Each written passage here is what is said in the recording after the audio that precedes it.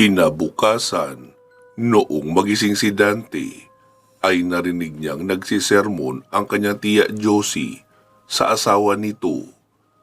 Dahil alam na raw na buntis ang asawa, naglasing pa ng todo. Lumabas ng kwarto si Dante. Sabi naman ng kanyang tiyo Julio, "Dante, ano nangyari kagabi? Ang sabi ni tiya Josie mo, nagkagulo raw. Bakit noong silipin ko naman kanina sa labas, ay sobrang linis na. Wala namang bakas na nagkaroon ng gulo." Ay, hindi naman po sobrang magulo, tiyo. Yung dalawang lalaki na dala ng mga kaibigan mo, hindi pala nila iyon kakilala. Nakasabay lang sa biyahe at wala rin daw kakilala rito. Kaya isinama nila. Iyon pala ay mga manlalason. Pilit kang pinapainom ng tagay na nilagyan nila ng lason. Tila bigla namang nawala ang pagkalasing ng tiyuhin. "Hala, ibig sabihin, pwede na ako mamatay anumang oras? Lalo kung kumita ng inilagay nila?" "Ganun na nga po, tiyo," wika ni Dante, tapos tila naiiyak ang kanyang tiyo na napatayo at muling sumilip sa bintana. Pinandilata naman si Dante ng kanyang tiyahin na tila inaalam kung totoo ang sinasabi niya.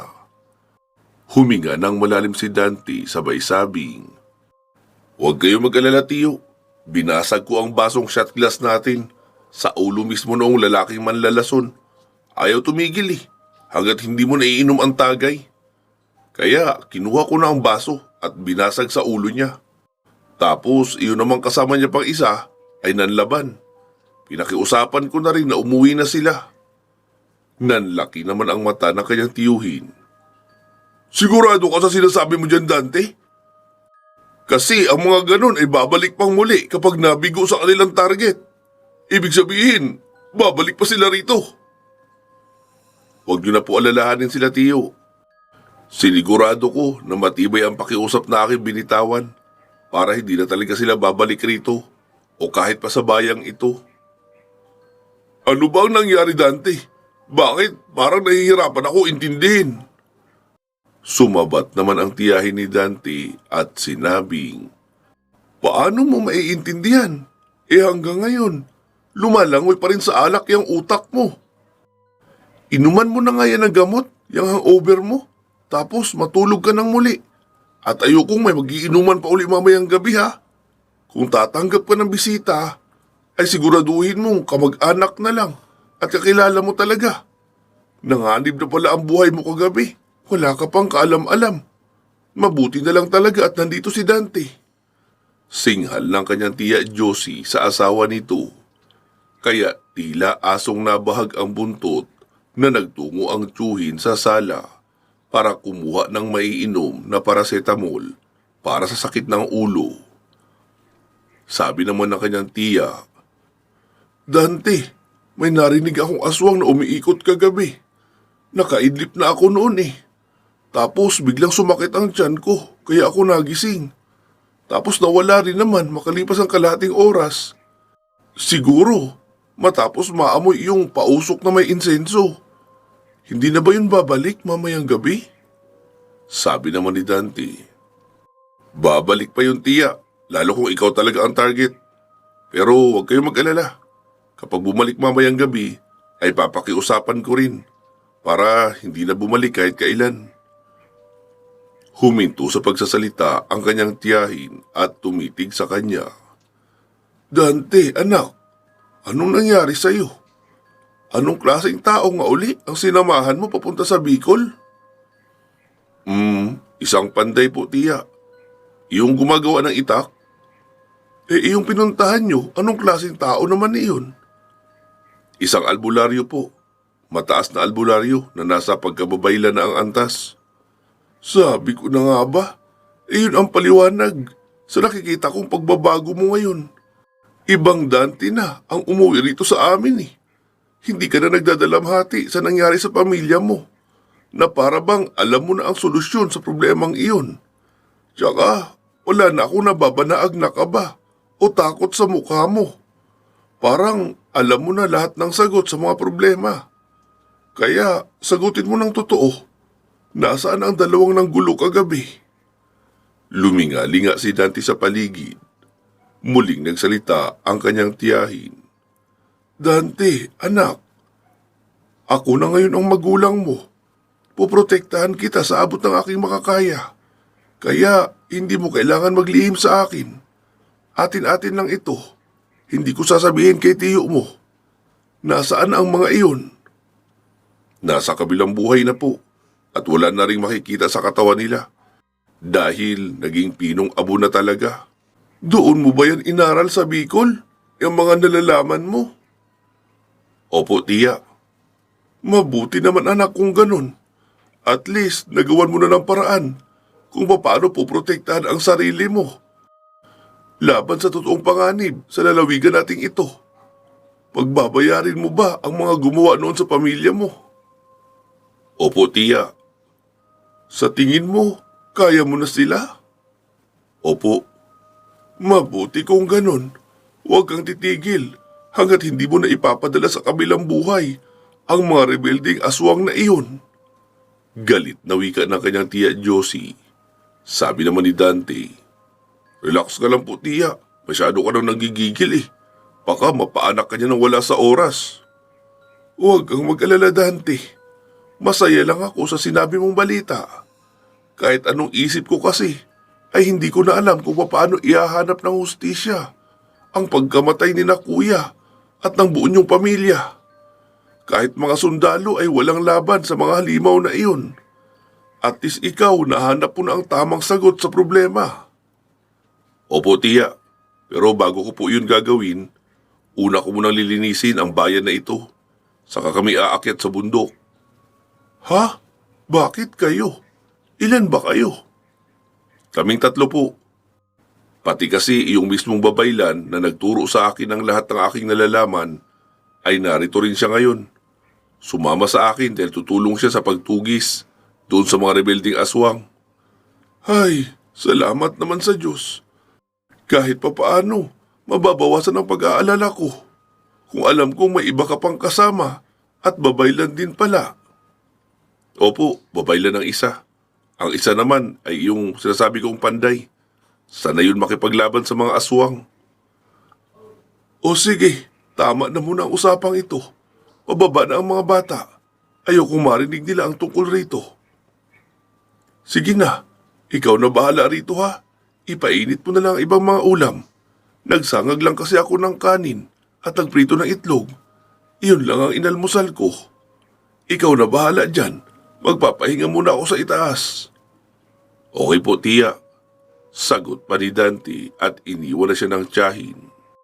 Ilang saglit nga lang ay nasa kusina na rin ang dalawa niyang pinsan.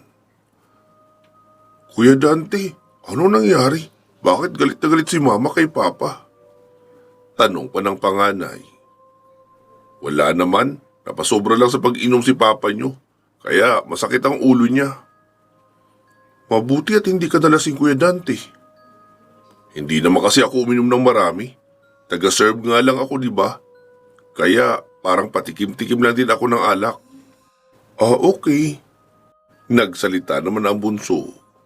Kuya Dante, luto mo naman kami ng tusino. Hindi marunong magluto noon si ate eh. Nasusunog agad. Okay, sige. Doon na muna kayo sa sala at magluluto ako ng pang-almusal nating 3. Wika ni Dante at nagsimula ng kumilo sa kusina para sa kanilang pang-almusal. Ilang saglit pa ay tapos na siyang magluto, kaya tinawag niya na sina Mia at Ronron. Habang kumakain ay nakaramdam si Dante ng kakaiba. Tila nag-iinit ang pakiramdam niya. Ibig sabihin, may aswang sa malapit. Tumayo siya at nagpunta sa labas. Inilagay niya ang walis sa gilid ng pintuan ng nakapabaliktad. Alam niyang pangontra iyon sa aswang, pero alam niya rin na para lang iyon sa mga mabababang uri ng aswang na mga walang alam sa lihim na karunungan. At ang totoo ay mas delikado iyon kapag nasa loob ng bahay ang aswang, saka mailalagay ang walis tingting na nakapabaliktad. Dahil kung hindi na makakalabas ng bahay ang aswang, ay doon pa iyon sa loob mag-aamok at mas lalong mapanganib sa mga taong nasa loob ng bahay. Tumayo siya sa may terrace. Nakita niyang may isang lalaki na hindi nalalayo sa edad ng tiyuhin niya ang naroon. Sabi pa noon, "Oy, binata! Nasaan si Julio?" Sabi naman ni Dante, "Nasa taas po, tulog pa. Masakit ang ulo dahil sa hangover." "Ganun ba? Sabihin mo napadaan rito ang kumpare niya, si Lando. Babalik ako mamayang hapon o gabi, magiinuman kami. Sabihin mo yan ha?" "Sige po, sasabihin ko kapag bumaba na siya." Sagot ni Dante at agad nang umalis ang lalaki. Alam ni Dante na ang lalaking iyon ang aswang na nararamdaman niya dahil nawala rin agad ang mainit na pakiramdam noong umalis na ang lalaki. Pagkaupo niyang muli sa pagkainan ay sabi ni Mia, "Sino yung kausap mo sa labas, Kuya Dante?" "Lando raw ang pangalan eh. Kumpare raw siya ni Papa niyo. May kakilala kayong Lando?" "Wala namang kuya. Baka hindi taga rito na nagninong rin sa mga pinagninungan ni Papa. Marami kasi yung inaanak si Papa, kaya marami rin siyang kumpare." "Ah, ganun ba? Sige, kumain na kayo agad. Huwag na muna kayo lalabas ngayon ha. Maraming dayo. Baka bigla na lang kayo makidnap." "Hala, si Kuya Dante, kailan pala kami mamamasyal? Kapag tapos na ang fiesta? Eh di wala na nagtitinda noon sa plaza." "Ganun ba? Sige, ganito na lang. Tapusin ko lang ang mga gawain ko rito. Saka ko kayo sasamahan na mamasyal. Pero dapat hanggang alas 11 lang ha, dahil oras na yun ang pagluluto." "Okay na po yun kuya. Mainit na rin, kaya kailangan na umuwi ng ganong oras." Pagsang-ayon naman ni Mia. Matapos nga makakain ay nagsiligo na ang magkapatid. Maging si Dante ay naligo na rin. Nakita niyang bumaba ang kanyang tiya Josie kaya nagpaalam na siya kaagad. "Tiya, nagpaalam ang dalawa sa akin na mamamasyal raw sa plaza. Hindi ko sana papayagan, kaso naawa naman ako. After daw kasi ng fiesta ay wala nang nagtitinda sa plaza. Kaya naisip ko na silang payagan pero sasama ako para sigurado akong nababantayan ko sila." "Okay sige Dante, eto pera. Siguradong magtuturo yun si Ronron. Bilhan mo na rin kung anong gusto nila na pagkain roon." "Sige po tiya, alis na kami. Uuwi rin kami bago mag alas 11. "Okay sige, ilock nyo ang gate ha. Dalhin mo ang susi." "Okay po." Sagot pa ni Dante at agad nang ibinulsa ang susi ng bahay at ng gate. Nagsimula na nga silang tatlo sa paglalakad. Pinakiramdaman ni Dante ang paligid. May nararamdaman siyang mga aswang sa paligid pero hindi malalakas. Mas malakas pa rin iyong lalaking nagpunta sa kanila na si Mang Lando. Kaya alam niyang mapapalaban siya ng totoo sa kinagabihan o sa kinahapunan kapag bumalik na ang lalaking iyon. "Kuya Dante, gusto ko ng cotton candy." Wika ng bunso na si Ronron. Sabi naman ni Mia, "Kuya Dante, gusto ko ng popcorn, yung kulay pink." "Alas sila, pumunta rito tapos wala palang dalang pera. Turo pa ng turo." "Bakit? Ikaw ba kuya? Wala ka rin dalang pera?" Meron naman." "Eh di ibili mo na kami." Wika pa ni Ronron.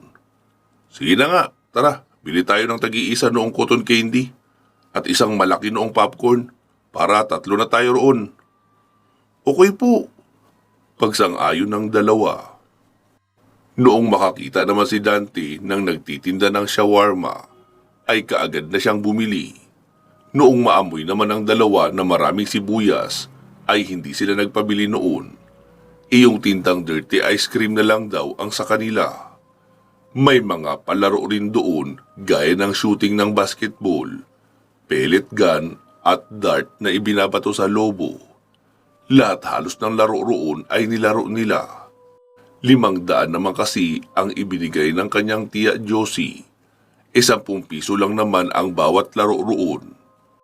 Tapos may mga hagis barya pa na ang papremyo ay tabo, baso, planggana, kaya may naiuwi rin sila ng mga baso at plato. Hanggang sasabihin ni Mia, "Tara na Kuya Dante, umuwi na tayo. Mainit na oh. Napapagod na rin ako." "Okay sige, magbukod juice na lang muna tayo. Tapos diretso na tayo uwi." Wika ni Dante at naglakad na sila papunta sa nagtitinda noong mga palamig. Noong matapos na makainom, ay naglakad na silang muli papauwi. Pagkarating nila sa bahay ay naroon sa sala ang kanyang tiya Josie at tiyo Julio. Kaya naikwento kagad ni Dante sa kanyang tiyo Julio ang tungkol doon sa kumpare niya na si Lando na pupunta raw kinahapunan. Sabi naman ng kanyang tiya Josie, "Sino yun? Bakit hindi ko yata kilala?" Sabi naman ng kanyang tiyo, "Sa pagkakaalam ko, taga-kabilang bayan pa yun. Ninong din yata yun ng anak ni Jaime. Kaya kami naging magkumpare. Pero hindi kami close. Saglit lang kami nagkakwentuhan noon eh. Baka walang kakilala rito kaya ako naisipan na puntahan." "Ayusin mo lang Julio ha. Baka trouble na naman yan." "Ano ka ba? Isang tao lang trouble na agad?" Sagot naman ng kanyang tiyo Julio. Tapos dumiretso na si Dante sa kusina para magluto ng pantanghalian. May mga lutong ulam pa naman sila na karne mula noong nakaraang araw, pero ayaw ng kanyang tiya ng mga iyon, kaya nagluto si Dante ng sinabawang kalabasa, sitaw, talong at malunggay na nilagyan ng daing bilang sahog. Matapos nilang makakain ng tanghalian ay natulog muna si Dante. Alam niyang mapupuyat na naman siya sa kinagabihan at mapapalaban, lalo at isang asong ang darating na kanilang bisita. Pasado alauna noong magising siya. Nagpaalam siya sa kanyang tiya Josie na kukuha ng kaunting ulam na karne dahil hahatiran niya ang mga kaibigan niya na sina Mang Maing at Mang Nasi. Pumayag naman ang kanyang tiyahin. Kaya naman noong si Dante na lang ang mag-isa sa ibaba ay kumuha na siya ng malaking bayong.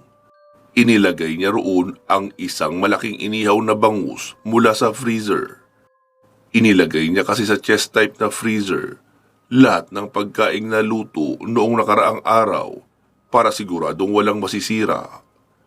Kumuha na rin siya ng isang Tupperware na menudo at isang buong pata ng baboy na hilaw pa. Tapos isang maliit na Tupperware ng salad.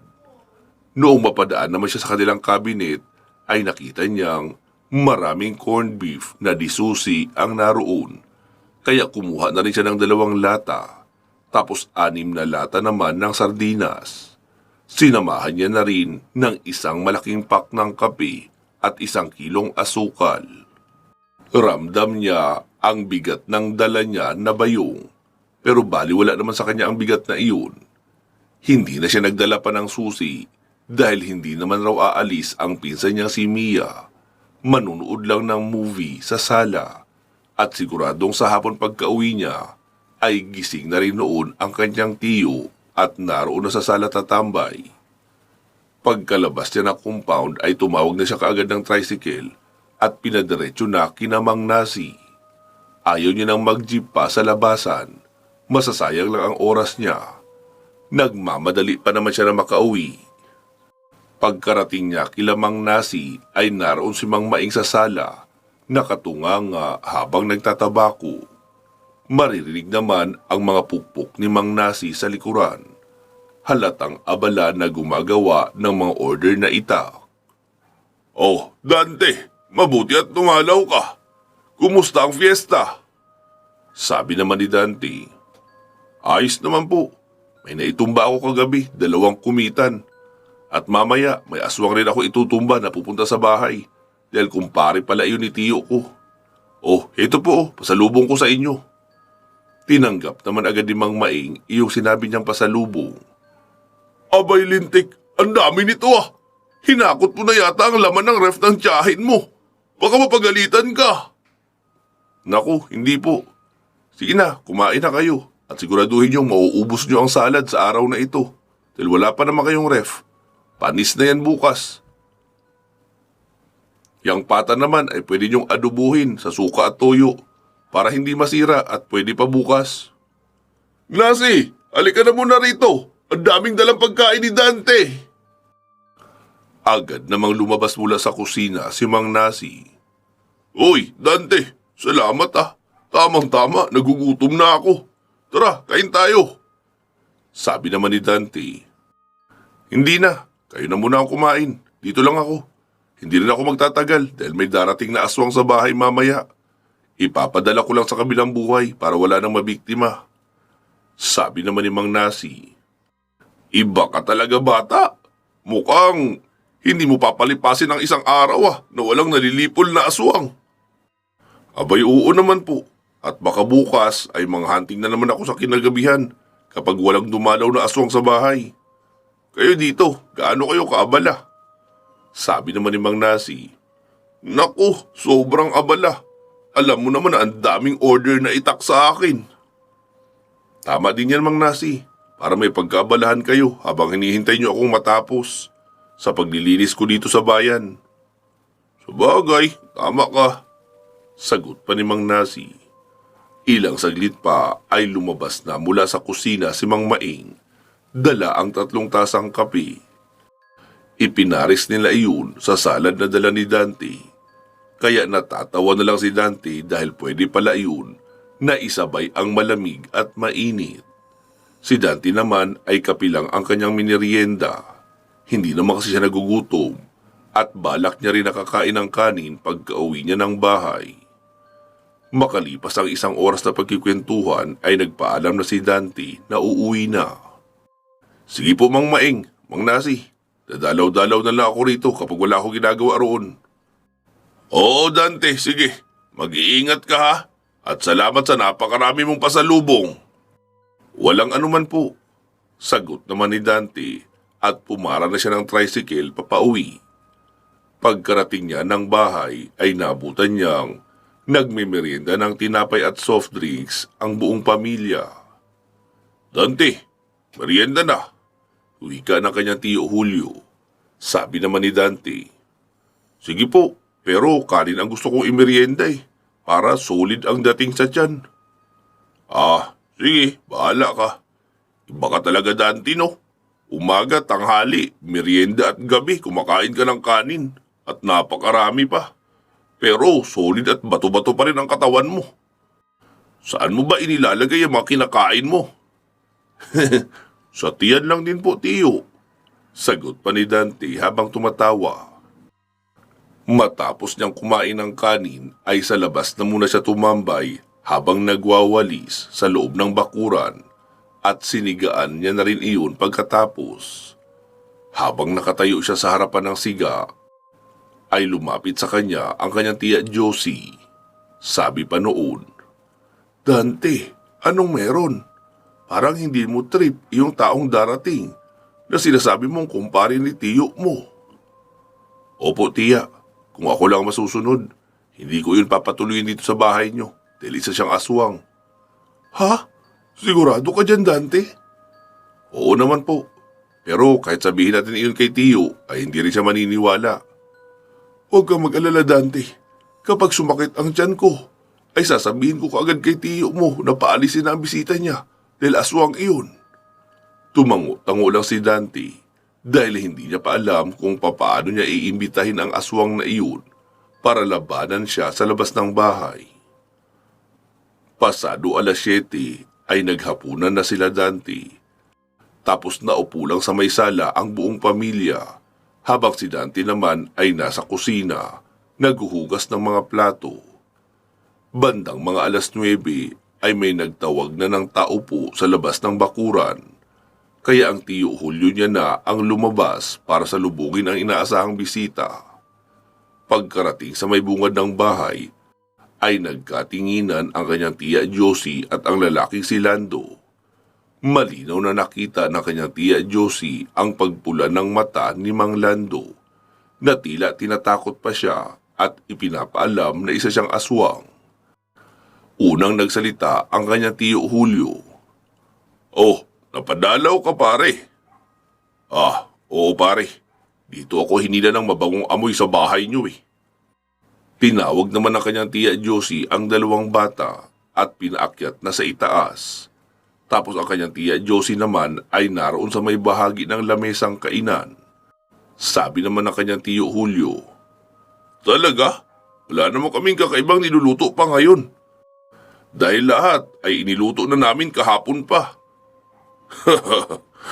Joke lang pare. Naamoy ko lang talaga ang buntis mong asawa. Wika noon na tila hindi na rin natatakot na malaman pa ng kanyang tiya Julio na isa iyong aswang. Nagsalita ang kanyang tiya Josie. "Julio, aswang yang kumpare mo.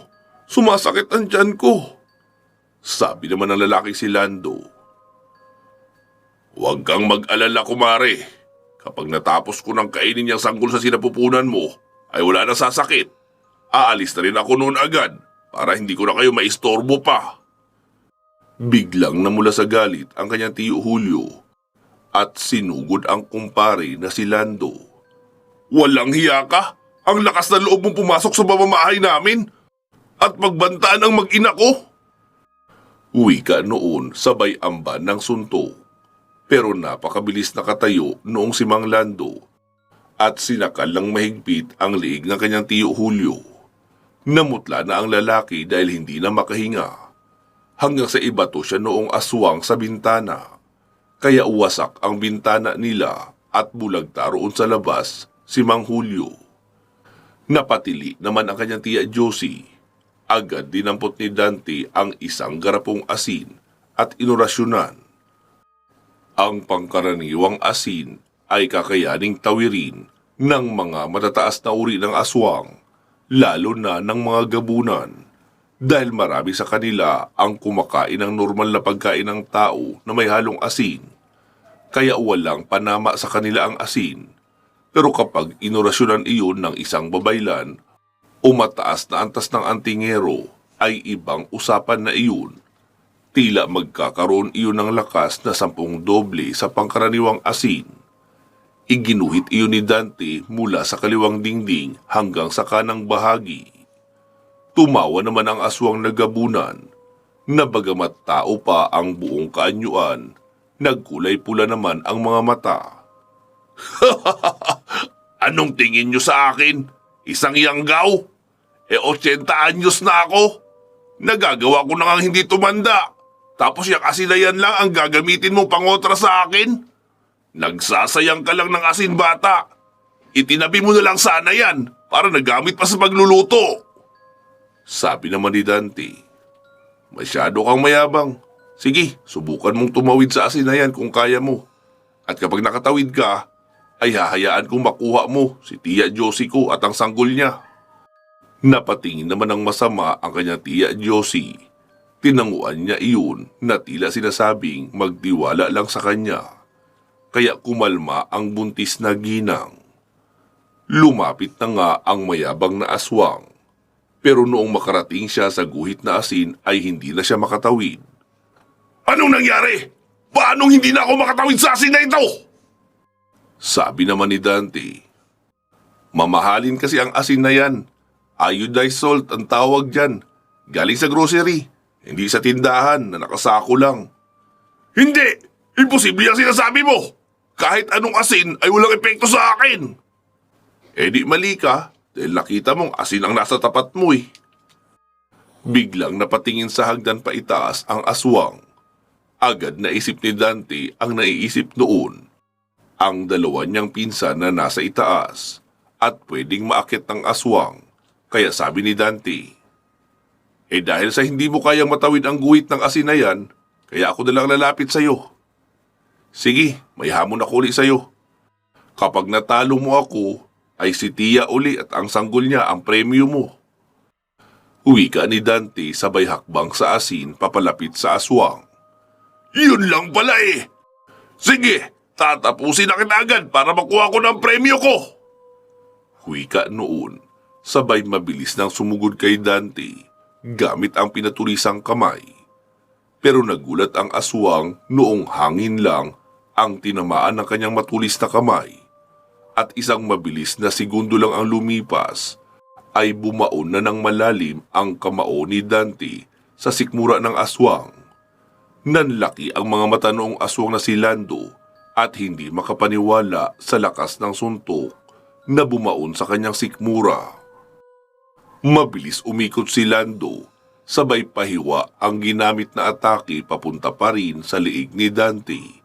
Pero nasalo ni Dante ang kamay noon, sabay tadyak ng malakas sa gilid ng tuhod. Kaya nabali talaga iyon na natupi na parang nakakapital letter L. Nakatulala si Tia Josie na hindi makapaniwala sa nakikita. Hinawakan ni Dante ang liig ng aswang gamit ang kanang kamay, habang hawak naman sa kaliwa ang isang kamay noong aswang. Tinitigan iyon ni Dante sa mata, hanggang sa magkaroon ng mga guhit ng kuryente ang mga mata ni Dante at saglit na nagliwanag. Sabi pa noong aswang kahit nahihirapang magsalita, "Anong klaseng nilalang ka? Bakit sobrang lakas mo?" Sabi naman ni Dante, "Ako si Dante, ang tagalipol ng mga aswang." Sabay pinagapang niya na ang mataas na bultahe ng kuryente papunta sa katawan ng aswang. Unti-unti na iyong naging nagbabagang uling hanggang sa tuluyang maging abo. Nagpalingalinga si Dante sa paligid. Wala namang tao ang nakapansin sa nangyayari sa loob ng pamamahay. Malamang ay lasing na ang karamihan ng mga tao at ang iba naman ay naroon sa plaza nakikipagsayawan. "Tia, makikisuyo ako. Pakiwalis ng abo rito para wala na makita si Tiyo. Bubuhatin ko lang siya para ipasok rito." Agad lumabas si Dante at ipinasok ang walang malay niyang tiyuhin. Marami iyong maliliit na sugat gawa ng mga basag na salamin ng jealousy. Isa-isa niyang pinagtatanggal ang mga bubog, saka pinunasan ng tawel na may alkohol at mainit na tubig ang balat noon. Kaya nagising iyon bigla at umaaray sa hapdi. Noong matauhan na ay sabi noon, "Anong nangyari? Nasaan na si Lando? Hayop ang taong yun, aswang pala." Sabi naman ni Dante, "Wala na po. Nilabasan ko ng itak, kaya tumakbo na papalabas. Takot rin pala sa itak eh. Makita ko lang muli ang taong yun, ay talagang tatagain ko yun ng walang paalam." Galit na wika pa ni Mang Julio. Tapos napansin noon na napakaraming abo sa dustpan. "Bakit ang daming abo dyan?" Sabi naman ni Dante, "Ipinasok ko kasi yung ihawan dahil isasabi ko sana sa kanya ang abo. Kaso natapilok naman ako, kaya dito lang nabuhos ang abo." Tumango-tango lang si Mang Julio at hindi naisip kung gaano katagilid ang alibay ni Dante. Naroon kasi talaga ang isip noon doon sa kumpare niyang aswang na nagtanim sa kanya ng takot. Kahit pa sinasabi niyang tatagain iyon, duda rin siya sa kanyang sarili kung kaya niya ba iyong gawin. Pinaakyat na ni Dante sa itaas ang kanyang tiyo Julio at tia Josie at sinabing siya na ang bahala sa malaking butas sa bintana. Papakuan niya na lang muna ng plywood para walang pusa ang makapasok. Tumango lang ang kanyang tia Josie, pero alam ni Dante na marami iyong itatanong sa kanya sa kinabukasan.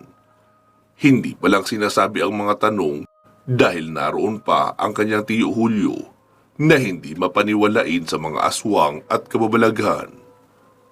Matapos makapaglinis ni Dante at mapakuan ng plywood ang bintana, ay pumasok na rin siya sa kanyang silid at nahiga. Naisip niyang nakapagbawas rin siya ng aswang sa gabing iyon.